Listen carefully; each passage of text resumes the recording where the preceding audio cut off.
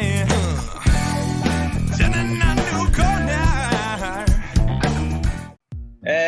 was a bit of a roller coaster because obviously the season before that at 16 I made my debut for the first team. So from going from making a debut thinking, oh my God, this is exactly what I've wanted. Whoa. Have you hit that subscribe button? If not, what are you waiting for? Do it.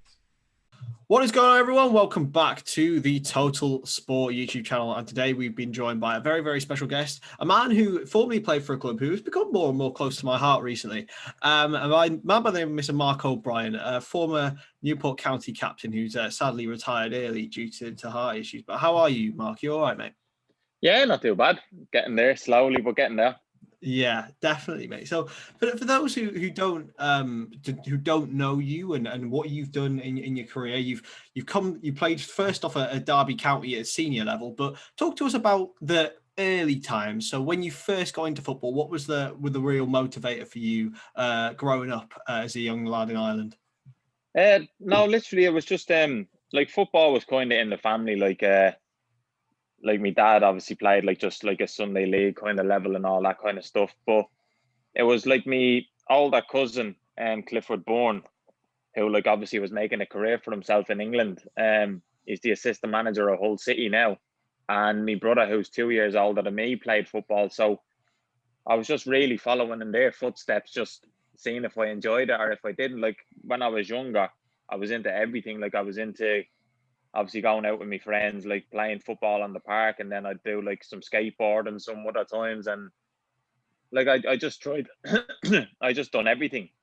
And then I went up and trained with my local team, Cherry Orchard, and like they were like 2-3 years older than me, and then their manager at the time wanted to sign me there, and my dad didn't obviously want me to play with people who were 2-3 years older than me, and he just said I had to wait another year to go for another trial and see how everything panned out. But it was really just like it was like just a hobby that like I just ended up really enjoying, and I supported Man U growing up. So like you say, it was just something that just caught me fancy. And then when I started like developing and getting better and things falling into place for me and getting call ups like from young Ireland ages to like young Dublin, like your county ages. I just like kind of gave it everything. I just wanted to be a footballer then. Yeah, and would you say that like being into everything and being able to be sort of adaptable as a kid? I mean, a lot of kids are pushed into football and only football. Would you say that it's a helpful thing to be able to be sort of multi-skilled? In a way, yeah, but like I do also think it's like, as you said, like some kids get forced into it because it's what the parents want or what their dads might want. And it's because I think it's when it's something that you want naturally and it's something that you want for yourself, I think you appreciate it more and you push more for it rather than if you were forced into it, then you don't really have the love for the game. Whereas I think if it comes natural to you and football is what you want, then I think you're going to get like the better results out of it. Yeah, definitely. So talk to us about the big move, Derby County. So when did you get the call, and was there any apprehension towards going over the border? No, not really. It was when I was 14. I had a couple of trials. Like I went on trial at Man City, Blackburn, and Liverpool, and I was really close to signing for Blackburn. And then Derby came in and they asked me to go over on a trial, which they didn't know if I would have went with the other teams that were kind of looking to be there for me and maybe sign me. And I ended up flying over to Derby, and my very first like game was I flew over Saturday morning to Liverpool, and the under 15s were playing against Everton in their training ground, and I met up with the under 15s that day. Played the game, we won 3-2. I scored the winner and flew back that night. So like it was kind of like the best case scenario of a trial, but like I was so tired after it. And then Derby wanted me back over for a week's training. And then I flew back over, and from there on I just loved every minute of it. It just felt like a home from home. Everybody was like welcoming. You felt like you were part of it, even though I was only on trial. And I just knew Derby was a place I wanted to go, and I never like kind of had any second guesses. Like because I knew football was what I wanted, they couldn't get me over quick enough, really.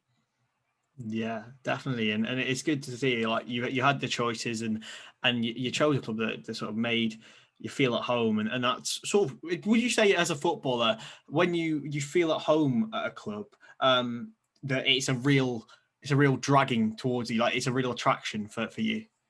Yeah, because like you say, like I could have been blindsided by thinking I could go on another trial at Liverpool, or I could sign for Blackburn, who were in the Premier League at the time, or like you say, you could go back on trial for Manchester City and teams like that. And it's all well and good if they had if you sign for them and people say, oh my God, it's an amazing achievement. But I think if you want to be realistic about it, I was just someone who wanted to play football. So like you do weigh up your options, and I kind of thought to myself, I have a better chance of developing and like doing well at Derby and actually getting an opportunity to play, rather than like when I was over on trial at these places, like there was like 5, 6, 7 kids over on trial at the same time. Whereas Derby, they made you feel as though you were the only one over there. You felt important to them, and you felt as though like when they wanted you, they made it known that they wanted me. And like I say, it just makes you fit in straight away and get going. Yeah, definitely.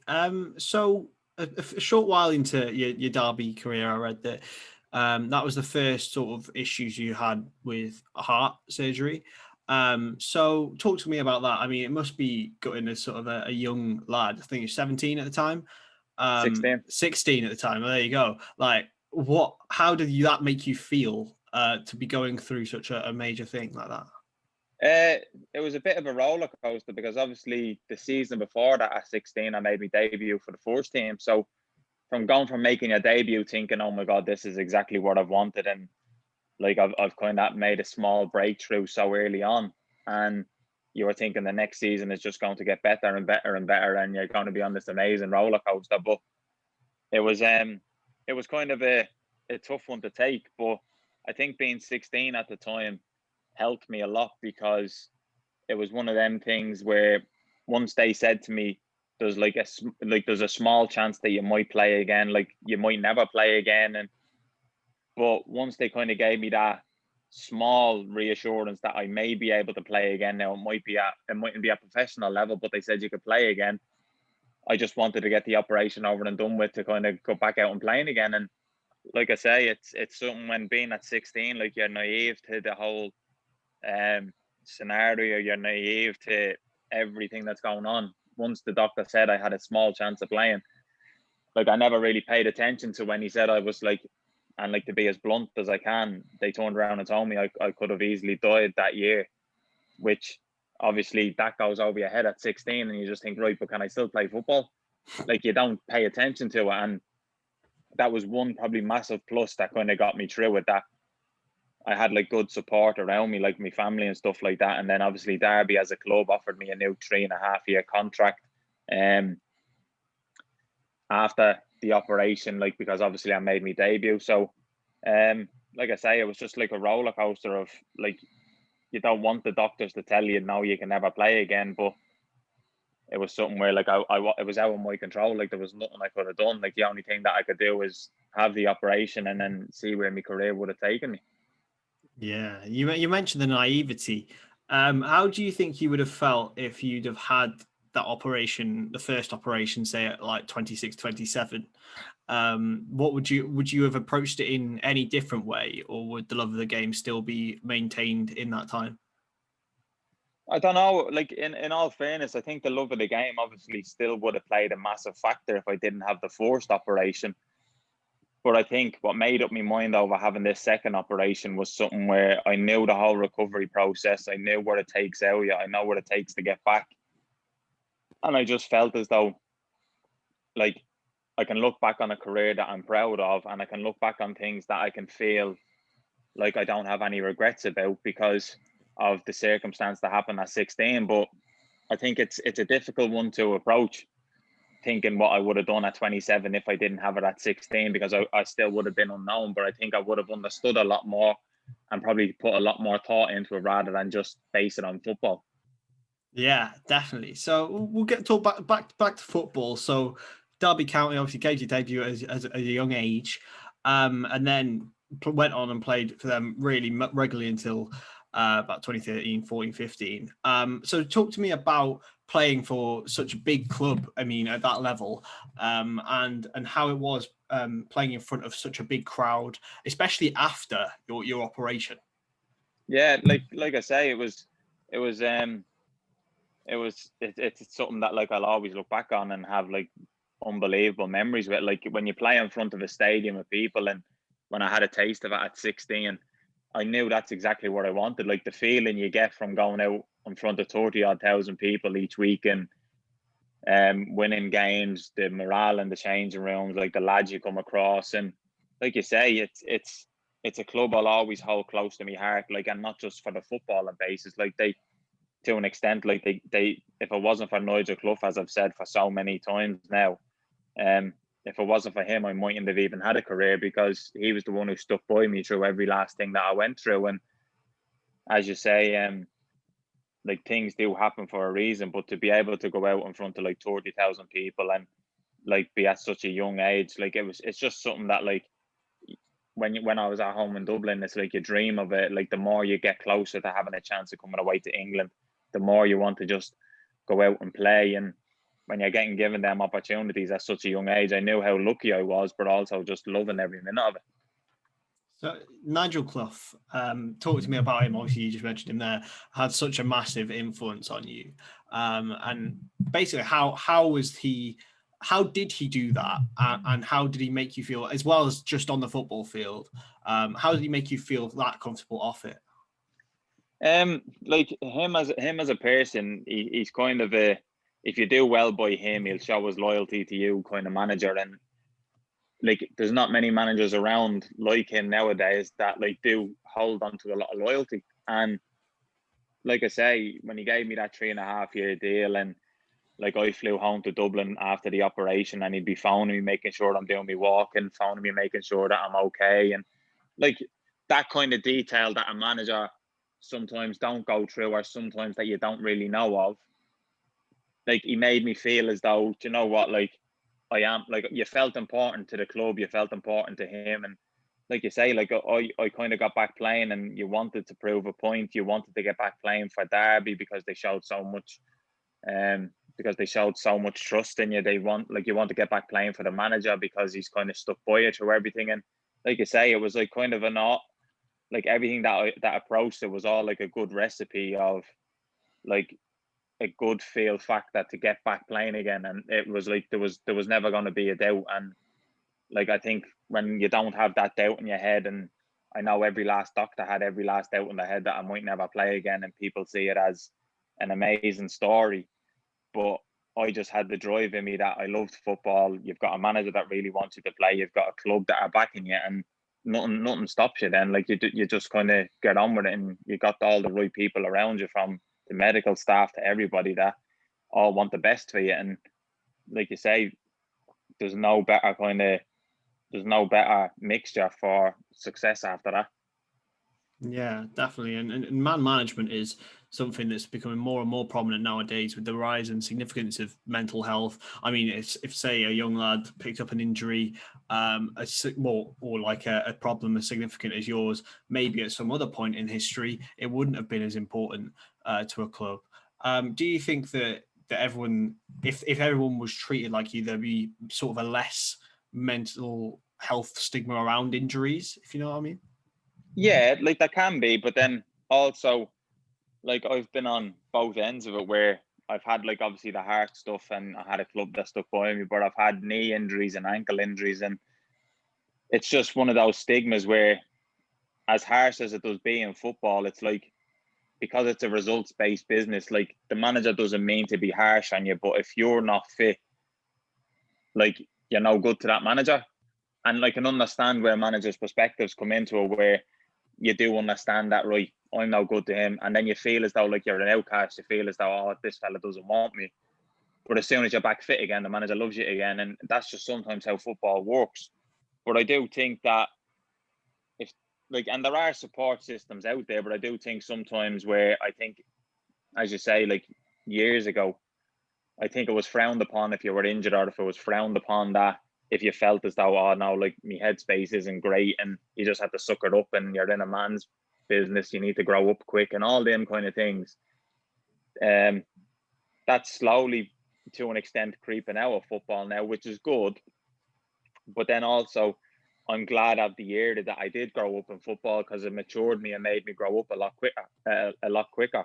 And like, I am thankful for the people that I had around me. And like you say, I'm in a change room with the likes of Robbie Savages, Kevin Kilbans, and all people that you do have to grow up and be a man. And as young as I was, you do have to do that. And then I feel thankful that I did go up and do that, because like you say, sometimes when you're a young lad, and sometimes in this day and age, when young players are coming through, they think they've already made it if they're at under 23 level, or they've not played a man's game just yet. So sometimes it's like, when they do approach a man's game, they're very, very naive going into it, and they don't really understand, well, why is he shouting at me? I never got this in the under 23s, and all of these different perspectives. So like, there's two different ways of looking at it, where it's great that there are more people speaking out, and there are more people showing their vulnerability to mental health, and to show their vulnerability to all of these different things that do go on. Because I think everybody expects a footballer who's on thousands of pounds a week to just be happy as can be, and they should be loving life. But there's also, like you say, you see coming out on all over the internet now is all the social media stuff. So there are like every footballer is a human at the end of the day, and sometimes it's like, I think people lose track of that, because they have so much love for their home club team, they forget that the people that are playing there are just as human as what the people are watching it. Yeah, definitely, and that's a really, really good point, actually. And Luton Town, we'll talk about Luton. Obviously, leaving Derby, you went to Motherwell for a spell as well. So actually, yeah, let's talk about that. How do you feel going up to Scotland? I mean, you've already gone from Ireland to Derby, so it's not exactly a problem of location. But how did you feel first off going up there? Did you feel as if maybe Derby County, the ship had sailed? To an extent, yeah, because that was the time Steve McLaren took over, and then they made the playoffs. So this was the following season. And I remember Motherwell phoned me up. I had Stuart McCall on the phone to me, and I remember I went in to speak with Steve McLaren about it, and I asked him what's his views on it. Obviously I want to try and play in your Derby side, but would it be good for me to go out on loan and gain a different experience, or to get fit? And he kind of sat me down, had a good conversation with me. And at the time, I didn't really agree with what he had to say, because I was only going in to see if a loan move would be good or not, just to come back to Derby. But his kind of view on it was, no, this will be a move for you to branch away from Derby, make a career for yourself elsewhere, because he felt as though my time at Derby has kind of had ups and downs, and he said it kind of just flattened off now, where he's wanting to bring in his own players and progress things. And I never went in for that conversation, but that was the conversation that ended up being had. And like I say, at the time you don't agree with it, but I think with what happened in my career at certain points, I look back at it now and I appreciate his honesty for it, not building me up saying go out on loan and this will be amazing, and when you come back you'll definitely play for my team. He was honest enough to say, no, go on out and spread your wings kind of thing from Derby, don't use it as a safety net anymore, and go make a career for yourself. And like you say, when I went up to Scotland, I loved every minute of it. Met some great people. Got to play in some good games. Got to play against Celtic, which, as an Irish lad, it's one of your dreams to kind of, if not play for Celtic, then play against them and be in Celtic Park. And like I say, I loved every minute of it, and I enjoyed my time up there. Definitely. And then after, as I previously mentioned, obviously Luton, going there from Derby, and as Steve McLaren says, spread your wings. How did you feel firstly going there? Obviously, had a little bit of a stuttering period with injuries there as well. But how did you feel sort of firstly going there, and then going through the spell? When I first went there, knew it was a big enough club, knew it was a great club, with loads of history and stuff. But I didn't know what to expect, because normally when you're in football, you can go from club to club and you might know one or two players and you can kind of integrate yourself that way. But I didn't have a clue of anybody who went when I was going in, so I didn't know what to expect. I didn't know anything. But like I say, I ended up signing there, and Paddy McCourt signed the same year, and there was a lot of good names, and there was a 30-man squad of anyone could play in the league. So it was great to go into it and be part of. But like you say, like it's funny because a lot of people have me down as like I had injury problems at Luton, but there weren't many injury problems. It was literally just when John Still, the manager, got sacked and Nathan Jones came in.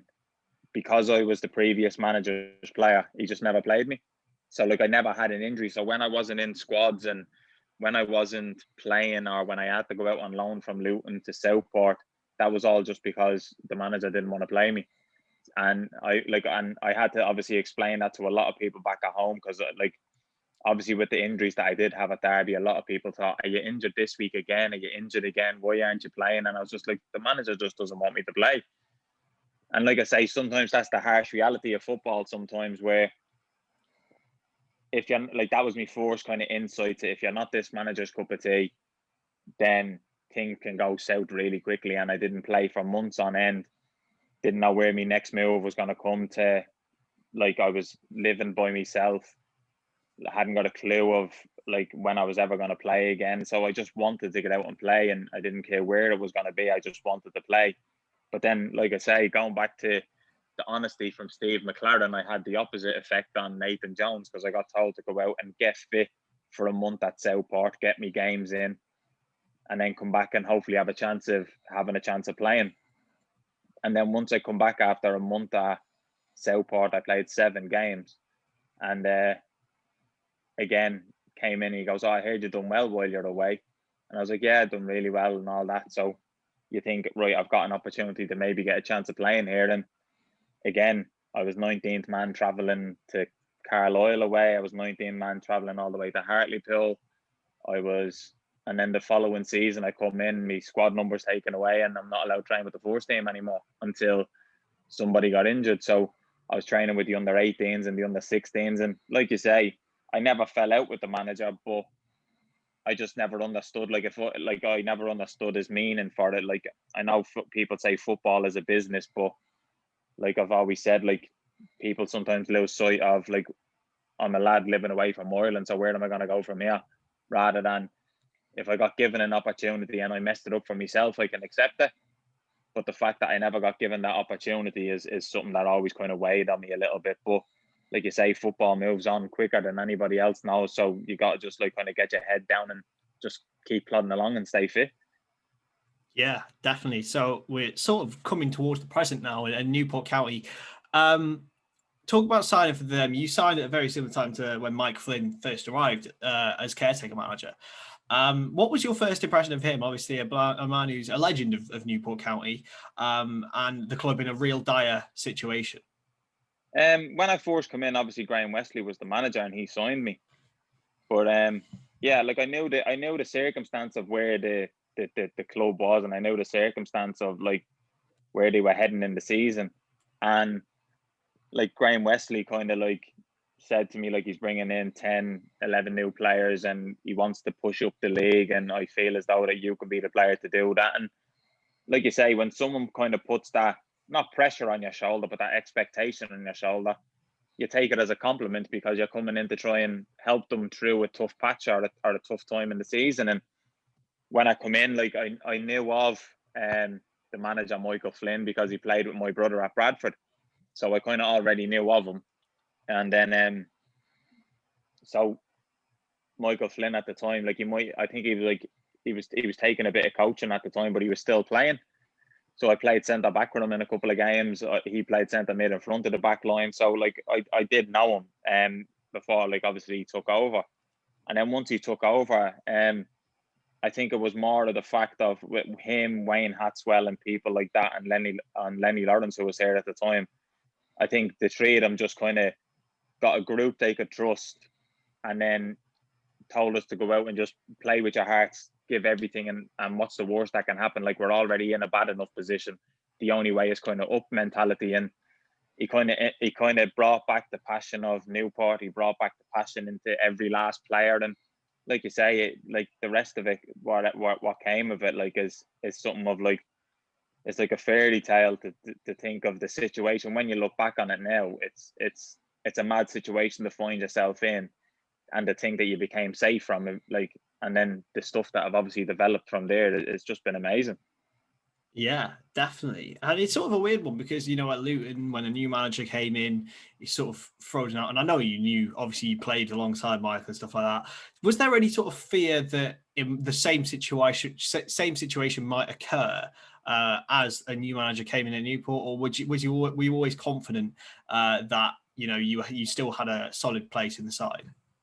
I was obviously, you do get a bit nervous thinking the manager might not want to play it, and here we go again kind of situation. But I felt as though while he was playing and he was like on the coaching side of stuff, and Graham Wesley was the manager, I felt as though I was playing well enough to like grant myself a start or grant myself to play for when, like, so he was watching each week and he could obviously see that I was doing really well and playing well.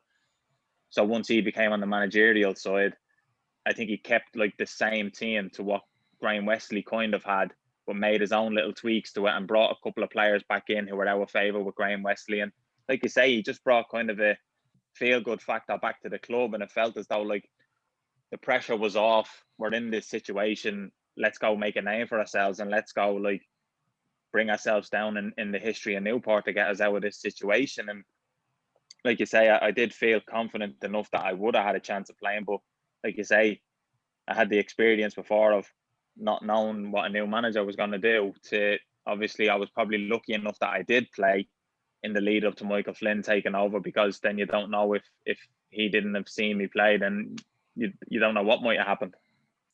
Yeah. And obviously the rest is history with Newport. Stayed up, one of the greatest, I'd say, in the EFL recent history anyway, staying up in the fashion that they did. And then you got on to build on that. You've had some great cup upsets, but in particular, what one stands out in your mind in particular, and why?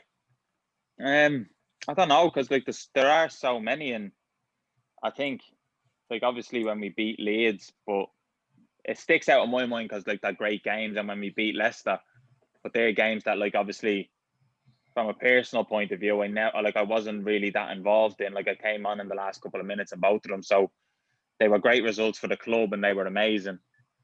But on a personal level, I think when we beat Middlesbrough in our home stadium, knowing that we were going to have Man City in the next game, like it was just a surreal moment, because it was like one of those kind of dream games where everything goes perfectly and everything goes great, and you know what's at the end of it, because normally you go back in and then on the Monday night you're waiting there for the next draw, but we knew exactly who we were going to have in the next round, so it made it that bit sweeter that at the end of the game you were kind of sitting there thinking, all right, well, next up now is Manchester City. How is this going to go? And even though we got beaten in that game, I think to hold them to 0-0 at half time, to be 2-1 down like in the 90th minute, like to bring them so close, it's just one of them experiences that like you'll never forget. Like with the players that they had playing, they had like a full strength squad playing. They had backup on the bench if they needed it. Like it was just one of them experiences of like the cup where you just look at the opposition you're playing against and thinking, and like you watch them every week in the Premier League and you're just thinking to yourself, like, yeah, you'd love to play at that standard, but I think it's when you actually play against teams like this, you realise what it takes to be at that standard, and you just enjoy every minute of it. Yeah, definitely. It's amazing. Like thinking, when you've started off at Derby County and then went through all you did, and then you're walking out alongside the likes of like Sergio Aguero and stuff like that. It's just it's crazy in my opinion. And Pep Guardiola and all of these like legendary names in football that you can say, well, to your kids or your grandkids, oh, I played against them. You know what I mean? It's amazing. Yeah. And obviously Newport have come so close to promotion as well. Talk to me about the final. Obviously, you had a sending off in the last minute. So talk to me about that day. What was the general feeling around the club before and after it? Before, we felt as though we were the club going in on the better form. We were the club going in that like snuck into the playoffs last day of the season, second last day of the season. We were the team in the semi-final that got written off, that we were never going to get by like Mansfield, let alone play at Wembley. And we were known as a long ball team, so any bit of grass teams were going to like outplay us and stuff. But we knew going into the final, we played Tranmere twice that season already. And obviously they had the top goal scorer, James Norwood, playing for them. And but we took confidence out of, we played them both times. We held them to a 0-0 and beat them 1-0 at their place. So we kind of knew to ourselves, we've got a great opportunity here, because they've not scored a goal against us all season. So obviously we had that confidence going into it. And like you say, it was just, like, I've watched back the final like so many different times, and like we should have won it in the 90 minutes. Like we should have put it to bed like well before it even got to any extra time, or well before it got to my red card. And like I say, like I look back at the 2 fouls that I made, and obviously I look at the first one and think it's a soft yellow card because it was my first foul all game. Then I look at the second one and just say it was great. It was great centre forward play by Norwood. Like, he roped me into a situation where, as a centre back, you think, oh, I'm 1v1 here, I'm going to have to hold on. So you try and hold on to him, but then as you go to let go, he's already holding on to me. So then both of us tumble to the ground, which looks like, obviously, I've just dragged him to the ground. So like I say, he was clever enough to do what he done. And like I say, if our strikers done that to them, like, you'd be wanting to send an off for a second yellow card. So I can't really complain over it. I just like kind of had to pick myself up and just learn from it and say, like, it was what it was. Like, it was the first time after the game that I actually broke down and cried, because I felt as though I let everybody down and we got so close, and it's because of me why we never done it. And like you say, they're just part and parcels of football. But I was lucky enough to have the manager. I was lucky enough to have the squad. I was lucky enough to have all the fan base to kind of be in my corner and back me up and say, okay, right, we done well this season. It's unfortunate what's after happening, but you know what, we all back you, and let's go on to the next season and build more expectation. And like I say, it spurred me on to want to have more success for Newport. Yeah, definitely. And finally, obviously, to come to the present day, you had to retire last summer. Was it something that you had to think long and hard about, or in terms of your health, was it something that you knew was coming? I didn't know it was coming. Like, when I was 16, I had to get a heart scan every single year to see if my valve was okay. So I never knew year to year how long my career was going to be. So I knew the later the years were getting, the more of a chance I was going to go back for one of these routine scans to say, right, your valve isn't what it used to be. You're going to have to make a decision. But each year I got away with it. So like I said, like, when people haven't really understood my story or understood where I've like what's been happening in my life, is that like each year that I'd finish a season, I'd have a heart scan that would determine if I'm allowed to play next season or the season after. So to get 10 years out of that, with all of that being on my shoulders, and obviously still trying to make a career of it, not knowing where I was going to be, and if managers weren't playing me, like, I had so many different things. But just like I say, the love of football dragged me through everything. And I think even to this day now, it wasn't something that was like I was expecting, because I have 4 new pairs of boots in my wardrobe in my bedroom that I had ready for this season. So like, I never knew it was going to happen, but at the same time, I had to accept that it did happen. But I think a lot came onto me plate all at once. I had to, like, I knew what decision I was going to make from when I was 16. I knew I was only going to have one more of these. I don't want to go through it 2, 3, 4, 5 times in a lifetime.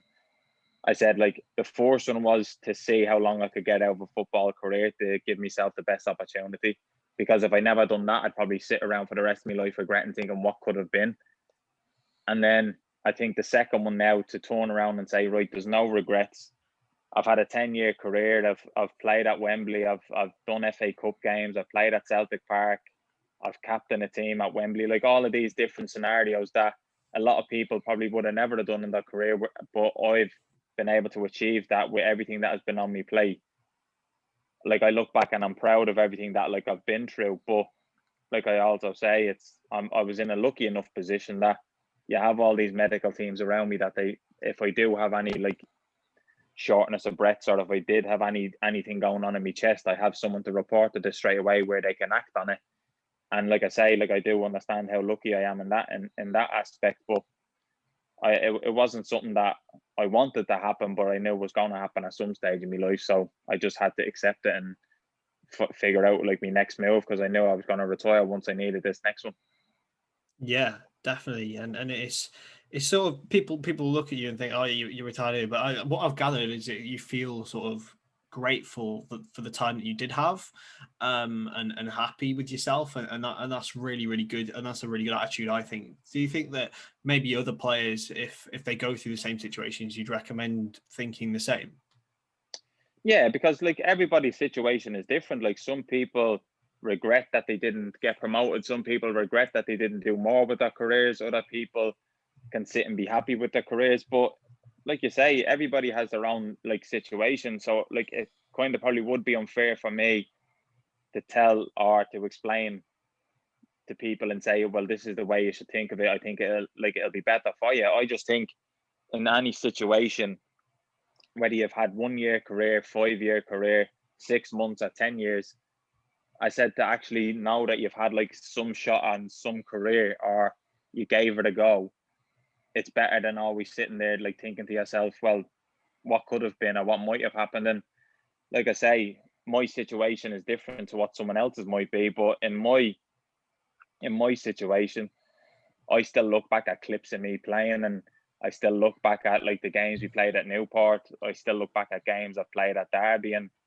like I sit and enjoy watching them because I think, you know what, like that's me. Like I got to play in the championship. I got to do all these different things, and like I always said like I could always sit and be like a bitter person and say, why did this have to happen to me? And like I've gone through all of them. Like I say, I'm only human to think these things, to go, why did this have to happen to me? Why couldn't this be somebody else? Why can't I just have a normal career like some of my mates are having? Why can't I do this? And I said, but like that's just wasted energy on stuff that I can't control. And I said the only thing that I can control is when I was 16, I got given a hand of cards to say, this is like the hand that you got given, go make the best of it. And I feel as though like I went out and done that and gave it my best shot and done the best I could with this situation I had. And like I say, that's why I can look back with no regrets on anything, because I feel as though I gave everything I could. I didn't hold back. It didn't quite work out to how, like, obviously I always wanted to picture my career going, but it was the best I done with my career, and like I'm proud of it.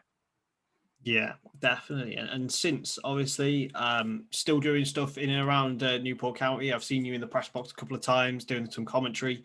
What is the new path that Mark O'Brien is going to go on, and is it something to do with that, or is it going to be something completely different?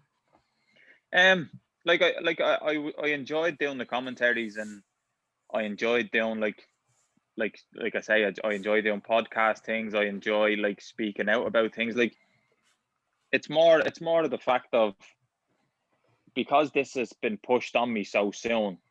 Like I know everybody was always used to like try and say like always have a plan B out away from football. And I said if I had a normal career, I said I can always go for a plan B. But I said I never knew when